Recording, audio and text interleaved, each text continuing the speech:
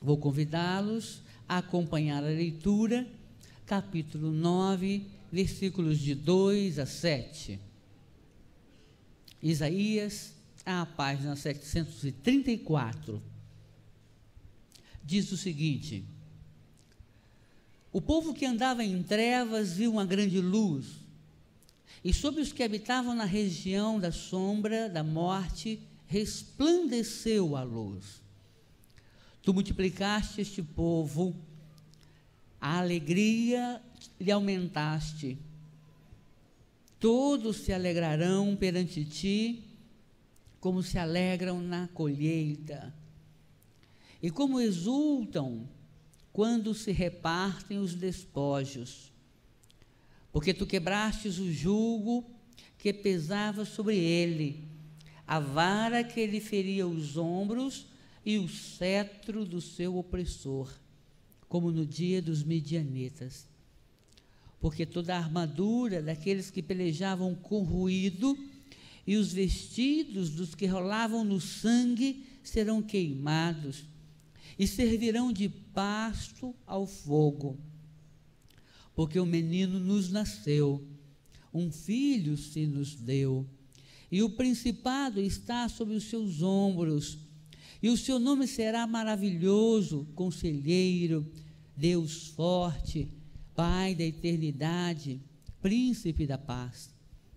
Do incremento deste principado e da paz não haverá fim, sob o trono de Davi e no seu reino, para afirmar e o fortificar em juízo e em justiça, desde agora para sempre. O zelo do Senhor dos Exércitos fará isto. Quero convidar você, meu irmão, minha irmã, a, fechando os seus olhos, pedir a Deus a oportunidade de ouvi-lo nesta noite. Ore baixinho, fale com o seu Senhor, peça a Ele para que Ele fale ao seu coração.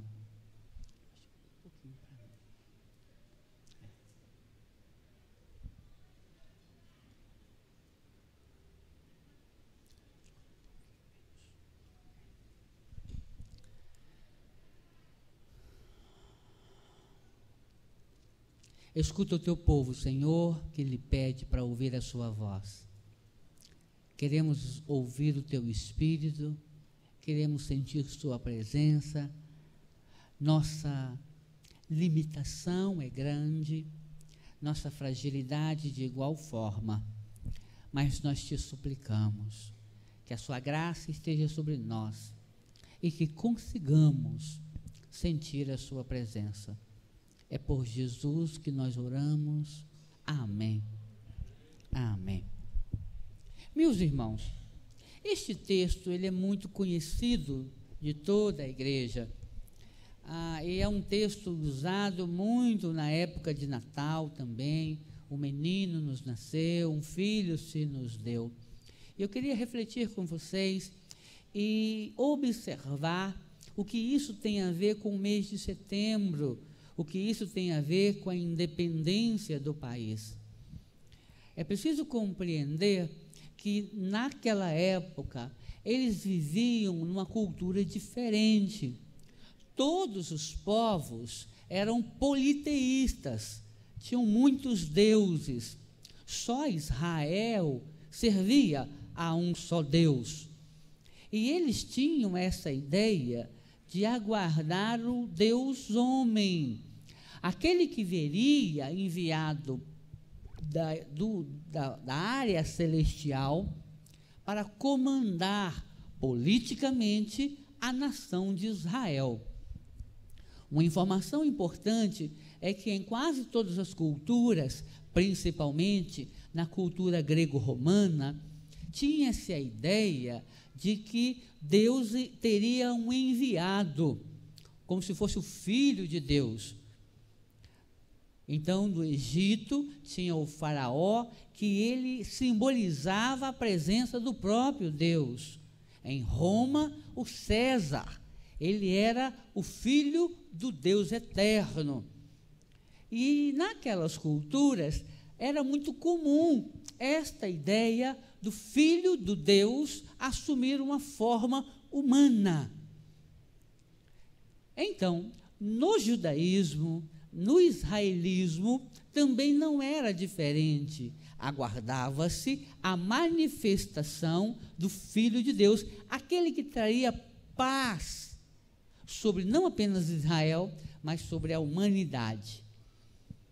Então, no Egito, o faraó era o semideus, em Roma, o César era o filho do homem, o filho de Deus, o que direcionava, guiava aquele povo na direção em que, na opinião deles, era a vontade do Deus.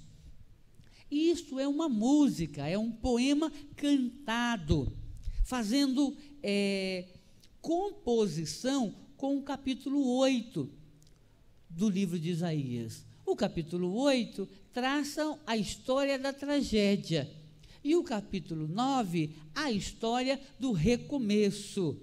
Então, os israelitas cantavam suas verdades. Então, enquanto eles cantavam no capítulo 8 as derrotas, eles cantavam também a promessa de vitória ali no capítulo 9.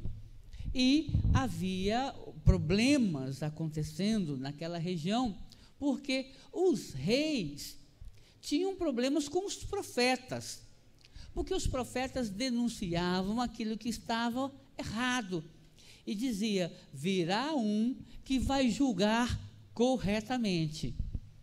Uma vez, quando cheguei para pastorear uma igreja em Resende, fiquei sabendo que saiu no boletim um pedido de oração.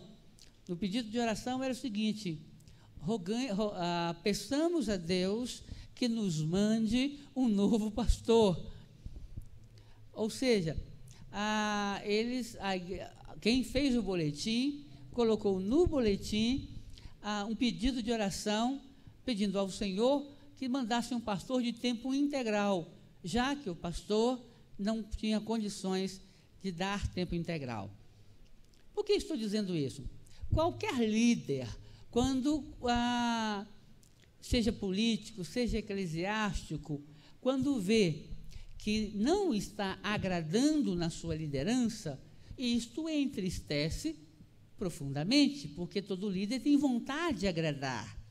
No caso político, todo líder, quando é questionado, não poucas vezes, ele reage de maneira dura. Dizem que o irmão de Fidel Castro, Raul Castro, quando estava recebendo o poder, Fidel expressou sua preocupação no fato dos cubanos não seguirem a Raul. Então, Fidel Castro teria dito para Raul, Raul, eu vou morrer e os cubanos, alguns cubanos podem não querer te seguir.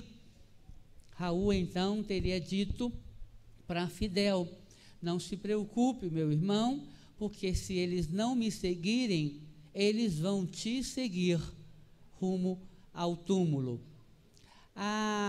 E realmente eu não sei se isso é verdade, me parece mais brincadeira com relação à ditadura dos Castros em Cuba. Mas o fato é que questionar um governante autoritário é muito complicado, é muito perigoso.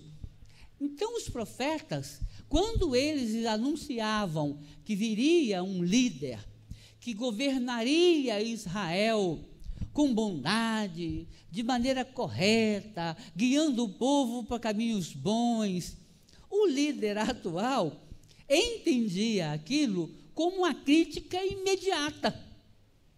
Então, a profecia com relação ao Messias que viria, que haveria de vir, não era bem-vinda pelo rei ou pelos reis daquela época. Esta profecia de Isaías, ela se cumpriu de duas formas. Nós chamamos isso de profecia cíclica. Ela se cumpriu no momento de Isaías e se cumpriu posteriormente em outra época. Na época de Isaías,